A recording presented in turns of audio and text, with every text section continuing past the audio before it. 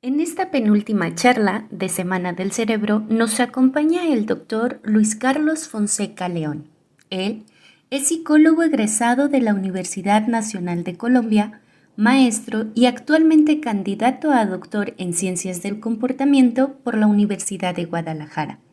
Se dedica a la docencia, la intervención clínica, la investigación en conducta humana compleja y a la divulgación científica, mediante la música, por lo que se le otorgó la beca Pira Gradis Grothman en 2019 para estancias académicas internacionales y para asistir a Delta State University y participar en la International Conference on the Blue en Cleveland, Estados Unidos, en donde presentó su proyecto de rock y ciencia.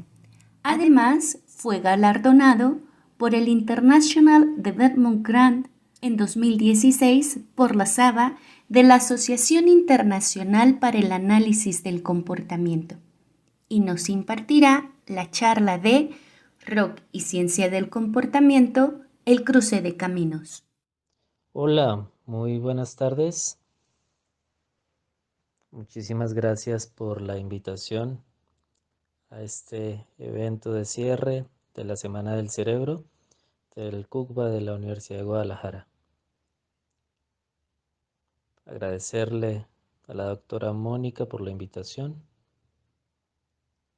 Yo soy Luis Carlos Fonseca, me dicen Lucas. Hoy voy a estar hablándoles de rock y ciencia. Como sabrán, yo soy psicólogo, egresado de la Universidad Nacional de Colombia. Hice mi maestría en Ciencia del Comportamiento en la Universidad de Guadalajara. Actualmente soy candidato a doctor en Ciencia del Comportamiento por la misma casa de estudios.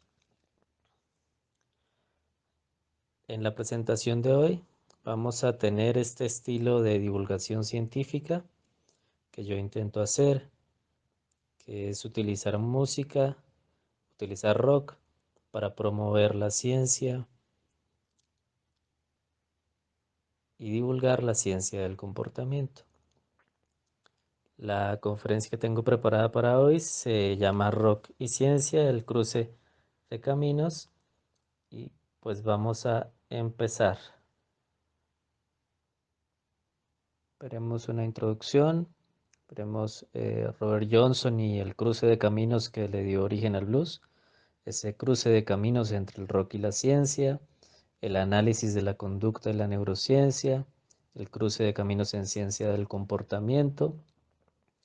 Vamos a abordar un pequeño apartado en la manera en la que cómo el cerebro responde a la música. También analizaremos el tema de la conducta y sus niveles de organización. Y cerraré con el análisis de la conducta y música. Mencionaré algunos estudios que se han hecho desde el análisis del comportamiento que, interesados en la manera en que la música genera efectos en la conducta, especialmente, predominantemente de las personas. Muy bien, pues empecemos. Este señor quizá lo conocen, es el señor Robert Johnson. Robert Johnson es uno de los considerados creadores o popularizadores del blues, especialmente porque se creó toda una leyenda en torno a la figura de Robert Johnson. En alguna presentación al inicio de su carrera, tuvo una muy mala presentación.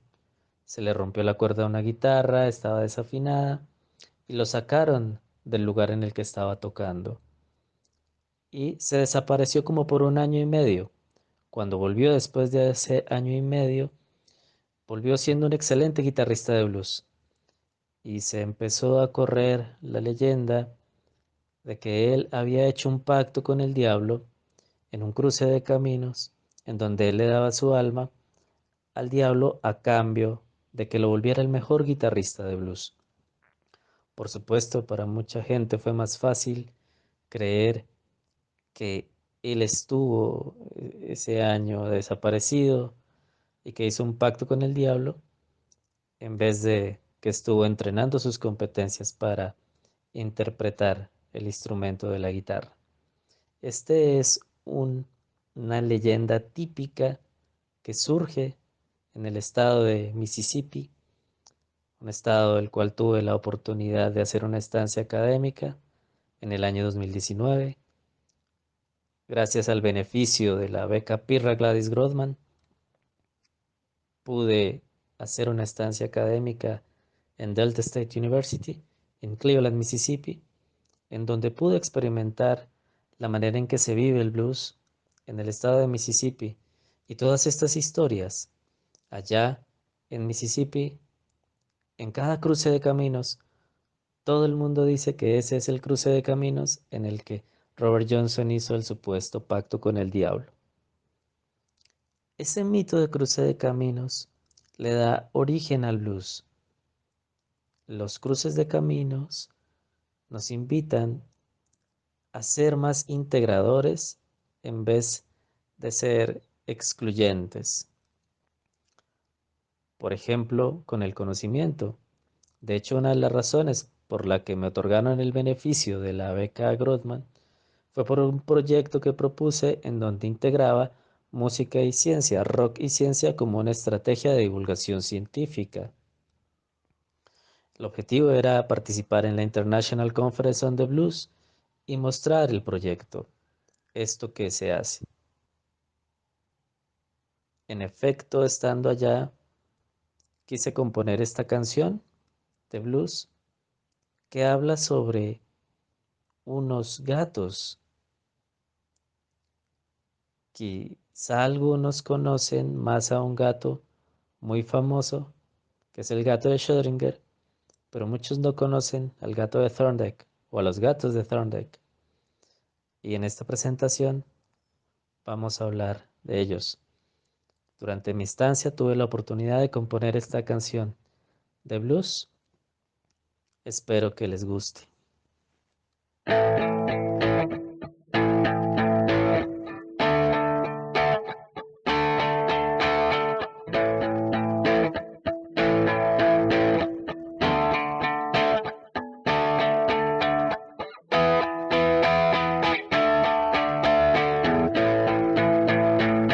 Estás dentro de la caja, enfrentas los acertijos.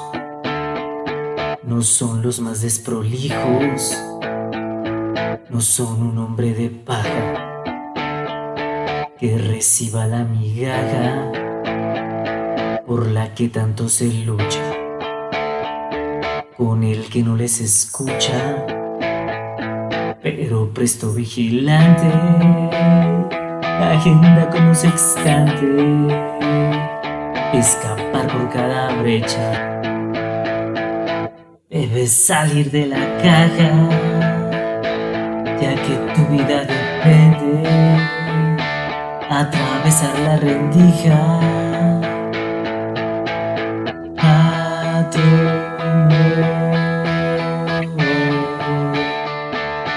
Del hilo pende. Tu primo, por más famoso, tan vivo como difunto, se complican sus asuntos, que no menos espinoso. Te gritaron andrajoso, tus motivos son el hambre, los suyos incertidumbre, otro rompe su morada, tal vez última forzada. Recordaremos sus nombres, debes salir de la caja, ya que tu vida depende, atravesar la rendija. Gato,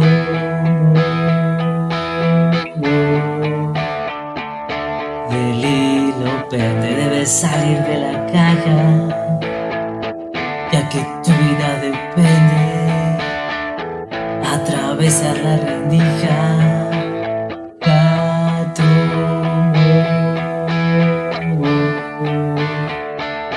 del hilo pende, debes salir de la caja, ya que tu vida depende,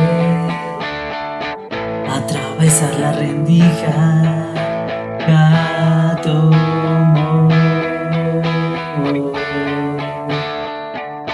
el hilo pende.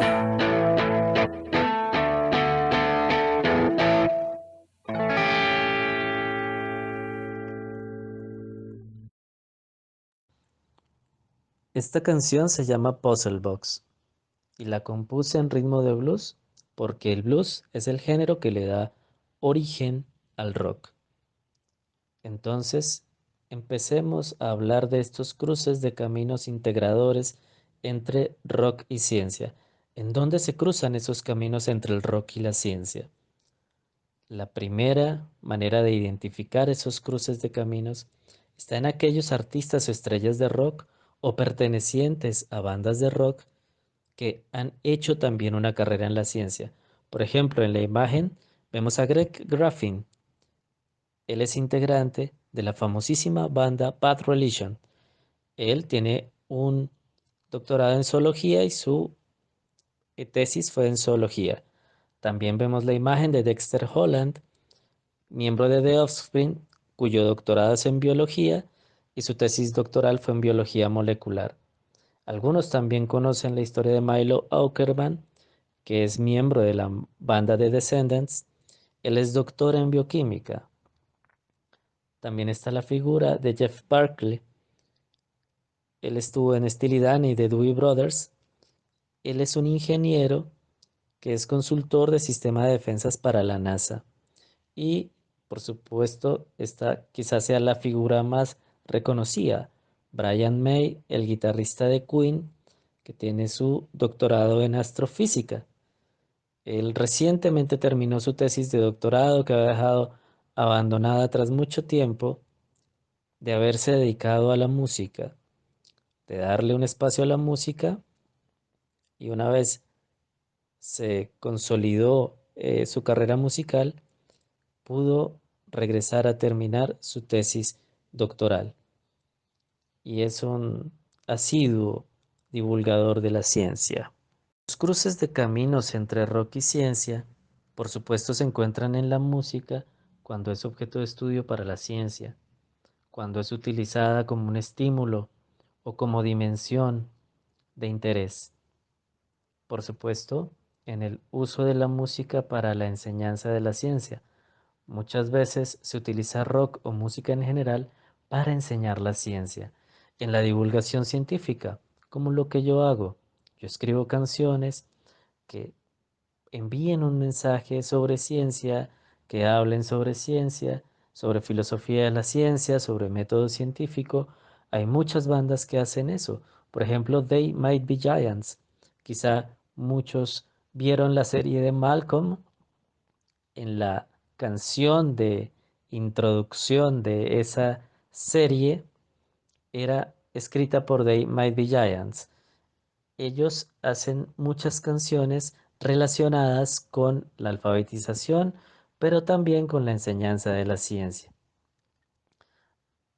También yo tomo canciones y hago covers de canciones que pueden tener un mensaje o un verso del que se pueda hablar de ciencia. Además, si algo tienen en común la ciencia y el rock, y en donde encontramos este cruce de caminos, es en esa pasión, en esa dedicación, en el esfuerzo. Esas son conductas y valores que comparten la ciencia y el rock y que hacen posible que estas dos actividades puedan compaginarse. El análisis de la conducta y la neurociencia. Este es un cruce de caminos que yo considero en ciencia del comportamiento porque muchas veces lo que intentan es generar separaciones, generar divisiones entre neurociencia y análisis de la conducta. Pero no, todo lo contrario. Yo veo el análisis de la conducta y la neurociencia como no como vías paralelas.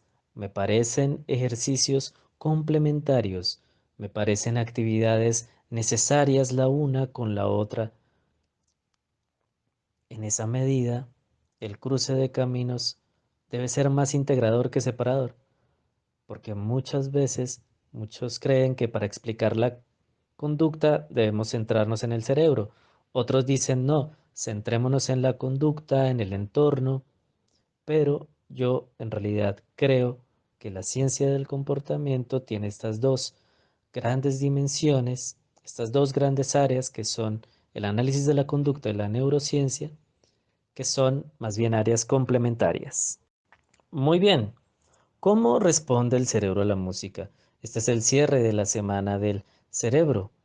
Y en este cierre de la semana del cerebro, por supuesto, ustedes son los expertos en neurociencia.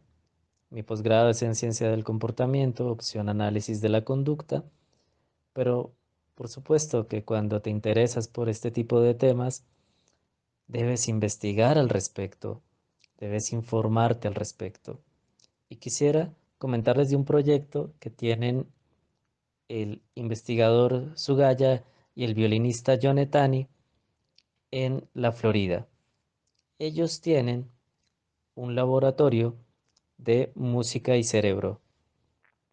Desde el 2006, ellos han realizado investigaciones y imparten la clase de música y cerebro. Y en esa actividad de realizar investigación e impartir la clase sobre música y cerebro, han podido realizar ciertos hallazgos. Por ejemplo, la manera en la que responde el cerebro a la música, vemos cómo en el lóbulo frontal ocurre una activación. Recordemos que el lóbulo frontal es usado para el procesamiento y toma de decisiones y la planeación. Cuando se escucha música, es posible mejorar sus funciones. Estos son hallazgos planteados por Sugaya y Yonetani. De la misma manera, en el lóbulo temporal, que es el que se activa, que la actividad cerebral es una condición necesaria para la ocurrencia de la conducta. Muchas veces, algunos parecieran entender que es la causa de la conducta, pero no es tan así, es un elemento, es una condición necesaria para dimensionar la conducta. Por ejemplo, cuando escuchamos ocurren activaciones en este lóbulo temporal. Esos centros que se usan del lenguaje para apreciar la música se extiende a ambos lados del cerebro. El lenguaje y las palabras se interpretan en el hemisferio izquierdo, mientras que los sonidos se interpretan en el hemisferio derecho. El área de Broca, por supuesto, permite la producción del habla. Usamos esta parte del cerebro para expresar la música. Cuando se toca un instrumento, mejora tu habilidad de comunicarte. En el área de Wernicke se activa en la comprensión del lenguaje escrito y hablado. Esta parte se usa para analizar y disfrutar la música. El lóbulo occipital, que es el encargado del procesamiento de información visual. Aquí, los músicos profesionales usan la corteza occipital, que es esa corteza visual cuando escuchan música. Los no músicos usan el lóbulo temporal, es el centro auditivo y del lenguaje. Este tipo de integraciones son supremamente interesantes para la conducta psicológica. La conducta psicológica, el comportamiento es predominantemente integrado, integrativo. Estas dimensiones que no tendrían por qué activarse resultan activándose. Estas áreas del cerebro, estas respuestas conductuales se dan ante estímulos que no tendrían por qué darse. Todo esto está implicado en ello. Eh, el músico, mientras escucha música, también está activando su área visual. Esto sugiere que los músicos podrán visualizar una partitura musical cuando escuchan música, especialmente los músicos profesionales. El cerebelo, que está implicado en la coordinación de movimiento y en la memoria física. Sugaya y Yonetani nos comentan un caso de un paciente de Alzheimer que incluso si no reconoce a su esposa, aún podría tocar el piano si lo aprendió cuando era joven, pues tocar se ha convertido en un recuerdo muscular. Esos recuerdos en el cerebelo nunca desaparecen. Núcleo accumbens está implicado en el placer y en la recompensa y, y está relacionado con todas conductas vinculadas con las adicciones. Aquí ocurren liberaciones de dopaminas. La música puede ser una droga y una droga muy adictiva porque también actúa en la misma parte del cerebro que las drogas ilegales. La música aumenta la dopamina en el núcleo accumbens y a veces tiene efectos similares en esas áreas, efectos similares a los que genera la cocaína. La amígdala, por supuesto, implicada en las emociones, liberación de dopamina. La música puede controlar el miedo y prepararte para luchar y aumentar el placer. Cuando sientes que los escalofríos recorren tu columna vertebral, es la amígdala que se activa. El hipocampo está implicado en la memoria y la regulación emocional. Aquí la música puede aumentar la neurogénesis en el hipocampo, lo que permite la producción de nuevas neuronas y mejora la memoria. Por supuesto, aquí es importante tener en cuenta la relevancia que tiene no solo escuchar música, sino también tocar un instrumento porque esto ayuda a la neurogénesis. En el hipotálamo, esta estructura que mantiene el statu quo del cuerpo vincula los sistemas endocrino y nervioso, produce y libera hormonas y químicos esenciales que regulan la sed, el apetito, el estado de ánimo, el metabolismo, entre otras. Por ejemplo, si se interpreta una pieza de Mozart, la frecuencia cardíaca y la presión arterial se reducen, precisamente por esa activación en esta área del hipotálamo. El cuerpo calloso, que es esta estructura que une los dos hemisferios cerebrales, permite esta comunicación entre ellos, y promueve que ocurra un movimiento corporal coordinado, así como los pensamientos complejos que requieren lógica en el lado izquierdo e intuición en el lado derecho. Como músico, por supuesto, los bateristas o los pianistas quieren tener su lado derecho y su lado izquierdo del cerebro en bastante coordinación, pero también en independencia para que se puedan comunicar entre sí. Esto permite, por ejemplo, a los pianistas traducir notas que están en una hoja hacia las teclas, presionar sus dedos sobre las teclas para generar música. De esta manera está implicada esta estructura. El putamen, que procesa el ritmo y regula el movimiento y la coordinación del cuerpo. La música puede aumentar la dopamina en esta área y la música aumenta la respuesta al ritmo. Cuando se hace esto, la música detiene temporalmente los síntomas de la enfermedad de Parkinson. La música rítmica, por ejemplo, se ha usado para ayudar a los pacientes de Parkinson a que puedan funcionar, levantarse, agacharse, incluso hasta caminar, porque, como saben ustedes, algunos pacientes necesitan más ayuda para moverse. La música puede ayudarlos casi como un bastón. Por supuesto, después de que la música se detiene, la patología se restablece.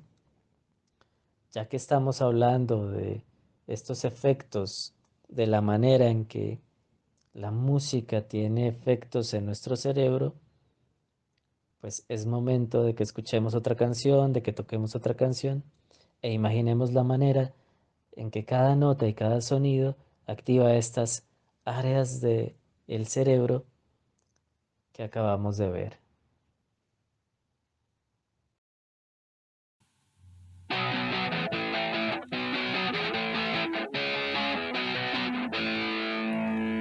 Con este mensaje llega lo que debe restringirse. Juntar lo que dan por irse, sin importarle la llaga. Tome su cara a la daga, cargada con los dolores. Al tope de sinsabores, son esos que se generan. De rodillas le veneran, usted robaba colores.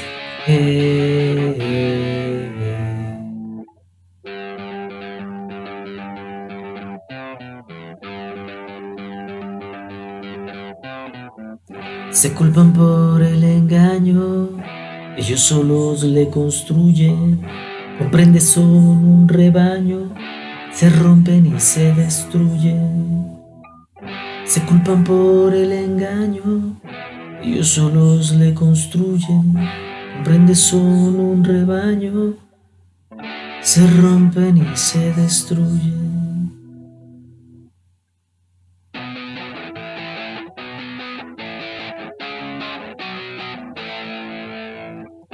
Usted del espejismo, pensar que vale la pena. Su palabra, su condena, usted es más de lo mismo. El disfraz del optimismo se derrumba cada noche. Merece cada reproche por su cuna, por su casta. Por fin les dijeron basta, es dorado cada broche.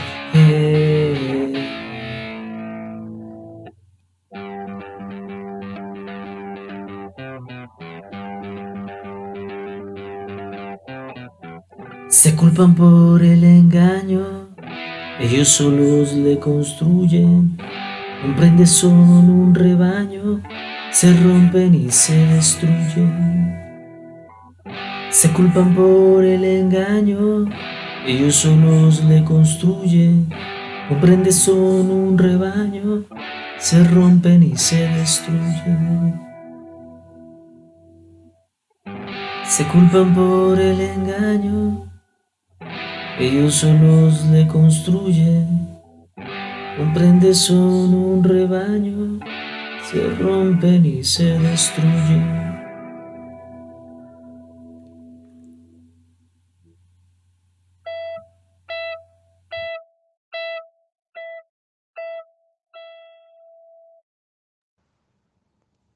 Muy bien, eso que acaban de escuchar ahí se llama Astro Trip.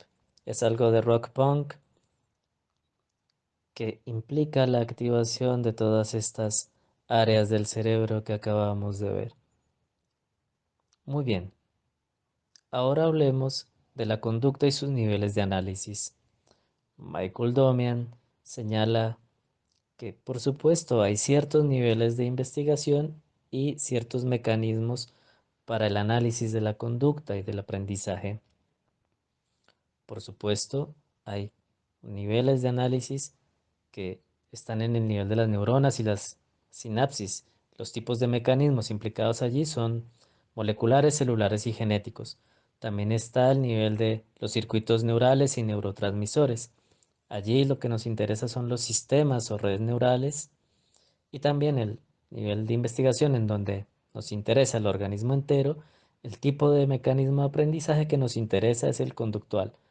A mí específicamente me interesan estos dos tipos de nivel de análisis de la conducta. Por supuesto, tienen todos estos niveles en los que se puede estudiar.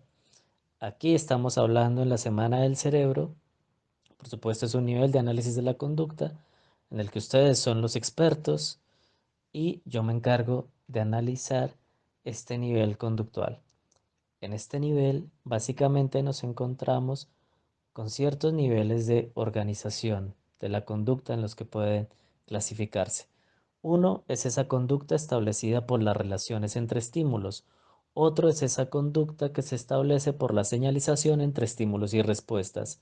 Y otra es esa conducta que se mantiene por las consecuencias que ocurren o se dan después de las respuestas. Entonces, la conducta establecida por relaciones entre estímulos implica esa sistematicidad y regularidad con que se presentan ciertos estímulos a un organismo. Esa sistematicidad puede establecer determinado tipo de respuesta, de repertorios conductuales o de patrones, independientemente de que el organismo quiera o no desplegar ese tipo de respuestas. Como humanos, solemos prestar poca atención a esas regularidades, sistematicidades ambientales a las que nos enfrentamos.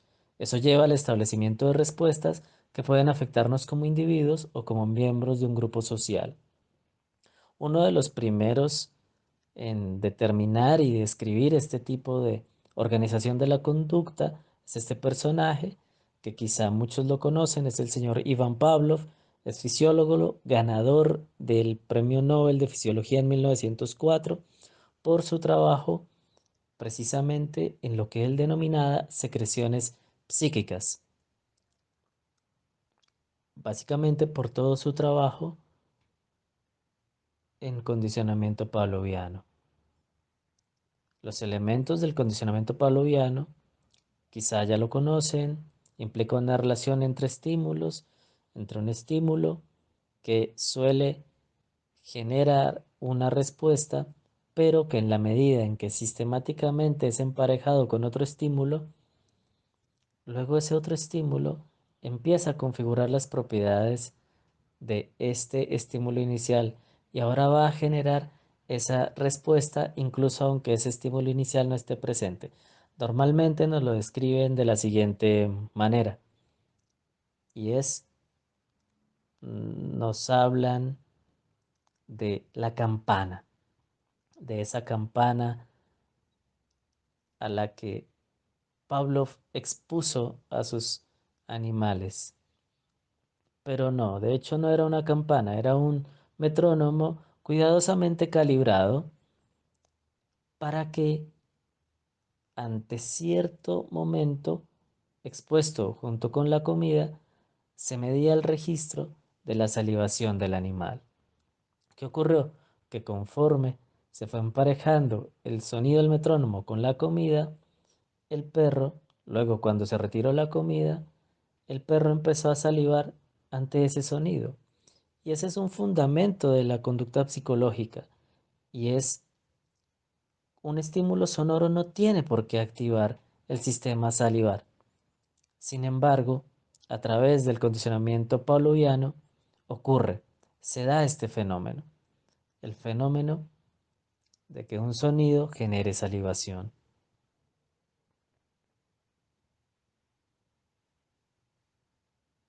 Aquí vemos a esta imagen de Pavlov. Por supuesto, esta conducta establecida por relaciones entre estímulos es lo que llamamos condicionamiento pavloviano. Y es básicamente uno de los principales paradigmas para poder investigar cómo se aprenden las asociaciones y dependiendo de esos procedimientos empleados, podemos identificar efectos de la rapidez o la lentitud en la que se establece la respuesta o la manera en la que se pueden aprender respuestas excitatorias o inhibir respuestas excitatorias ya aprendidas. La conducta establecida por la señalización entre estímulos y respuestas fue descrita por este señor que se llama Edward Lee Thorndike. Él trabajó con estas cajas que se llaman Puzzle Box, que de hecho es de aquí de donde yo tomo el nombre para la primera canción que les canté hoy.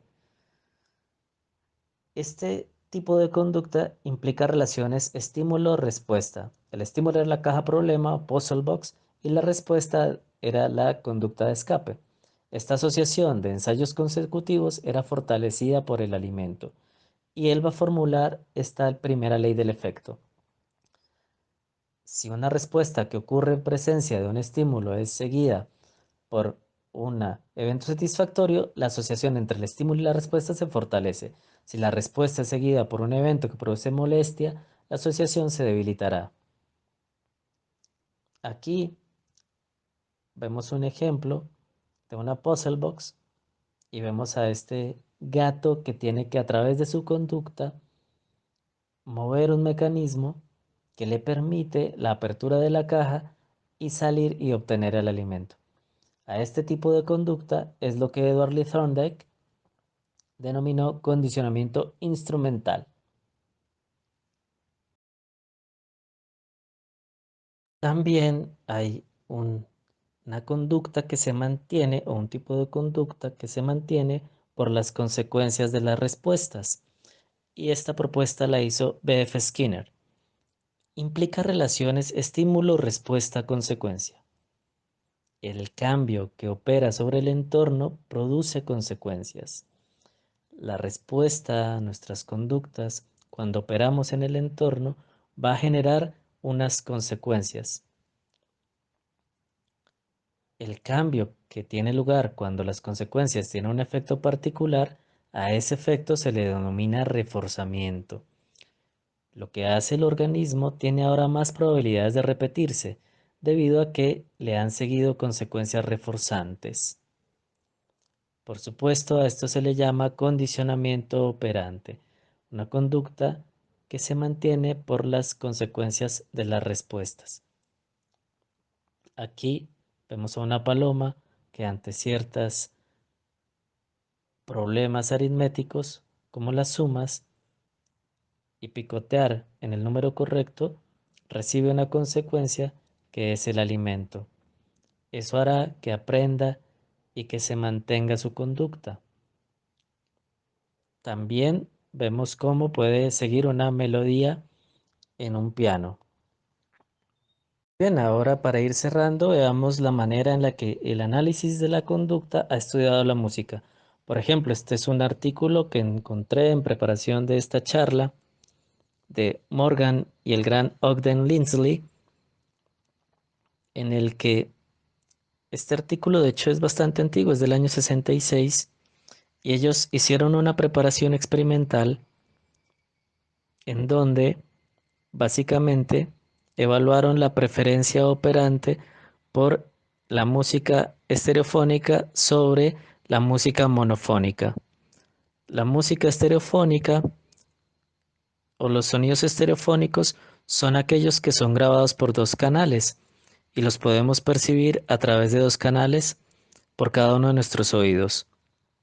La monofónica está grabada en un solo canal. Entonces, claro, ¿qué hicieron ellos? Pusieron a unas personas, les pusieron unos audífonos, en donde casi sin darles ninguna instrucción, solamente que escucharan los sonidos, ellos tenían que escoger si se mantenían escuchando la música monofónica o si cambiaban mediante una respuesta a un switch que los exponía a una música estereofónica. Y pues aquí, cuando nos habla de preferencia operante, implica responder de manera diferencial ante un estímulo reforzante en oposición a otro estímulo reforzante. Parece ser que la música parece ser reforzante, tanto si está grabada monofónicamente como estereofónicamente, pero los participantes prefirieron exponerse al sonido estereofónico. Otro estudio es este estudio que evaluó los efectos de la música de fondo sobre la conducta del consumidor. Esta es una explicación conductual de la manera en la que se comportan los consumidores en escenarios de consumo. Aquí, ¿qué hicieron ellos? Ellos lo que hicieron fue manipular la calidad de la música de fondo en dos centros comerciales, en dos plazas comerciales. Con la calidad me refiero a la manera en la que el sonido es producido, no a la calidad de la música o el contenido de la música, sino a la calidad del sonido, de los parlantes y de las bocinas, a la calidad del sonido que reproducen. Los resultados mostraron que la música que sale por elementos de mejor calidad generó más flujo de efectivo y reportes verbales de placer. Este es un metaanálisis de la manera en la que la música puede inducir efectos emocionales en la toma de decisiones. Permitió determinar los efectos de la música en la toma de decisiones en un nivel conductual. Este es un metaanálisis en donde se revisaron diversas investigaciones y estudios que utilizaron la música como variable de interés relacionada con aspectos emocionales en la toma de decisiones. Aquí vemos cómo este es un efecto importante que puede tener la música. Y por supuesto quiero cerrar con este estudio que me pareció maravilloso. Es un estudio conductual sobre los efectos de la música rock en la atención auditiva. Básicamente, ¿qué hicieron ellos? Fue, los participantes iban a estar escuchando unas instrucciones verbales, unas intervenciones lingüísticas y tenían que prestar atención a una palabra y querían ver qué tanto identificaban esa palabra, si la escuchaban, si le estaban prestando atención. Si el objetivo era determinar si la música de fondo afectaba esa capacidad auditiva de prestar atención. Aquí lo que encontraron fue que lo que afectó esa capacidad de prestar atención fue la familiaridad. Es decir, si las personas conocían la canción, no identificaron la palabra porque se veía afectada su atención auditiva. Y quiero mostrarles las canciones que utilizaron en este experimento, porque de hecho son canciones en medio de todo populares en el rock. está la canción Gauge Away de Pixies, está Smell Like Teen Spirit de Nirvana, utilizaron Runaway de The National, utilizaron Karma Police de Radiohead y utilizaron Welcome to the Jungle de Guns N' Roses. Si la persona conocía esa canción, no iba a prestar atención a la palabra que debía prestar atención, pero si no conocía la canción, sí la iba a identificar. Aquí el efecto que encontraron fue un efecto de la familiaridad. Me llamó mucho la atención porque prácticamente utilizaron el rock como variable independiente en un proyecto de investigación.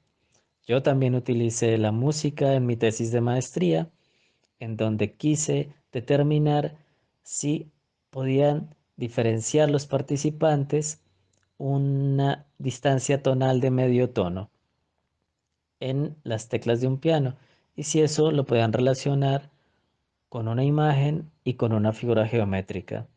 Y en el paradigma de relaciones de equivalencia, pues emergieron relaciones de equivalencia, discriminaron esa pequeña distancia tonal los participantes del estudio de mi tesis de maestría.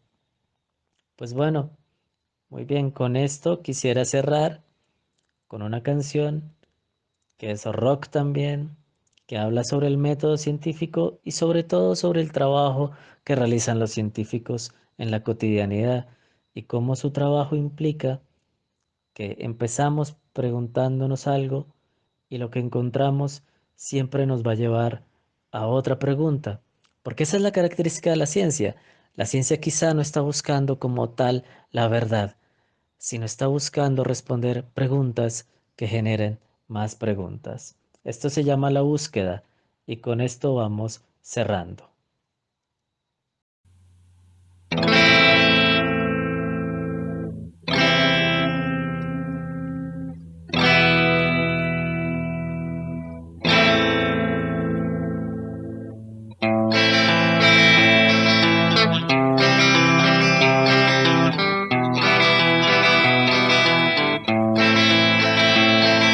Buscar una respuesta, partir de una pregunta, buscar una salida,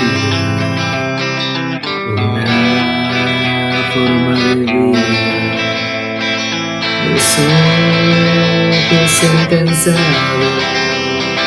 por todo lo observado, medido, registrado, un caos desordenado.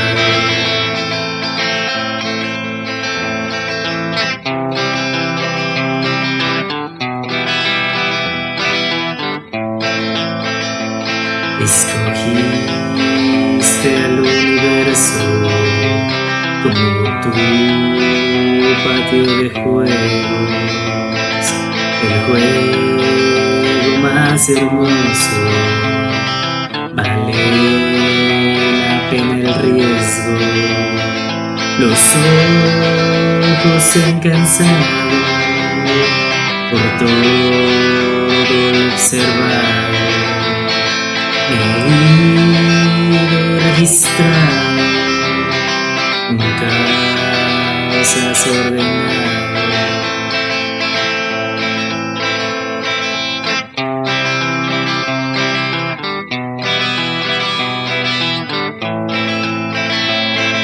Y sin embargo sigues, el ciclo continúa, una nueva respuesta te lleva a otra pregunta.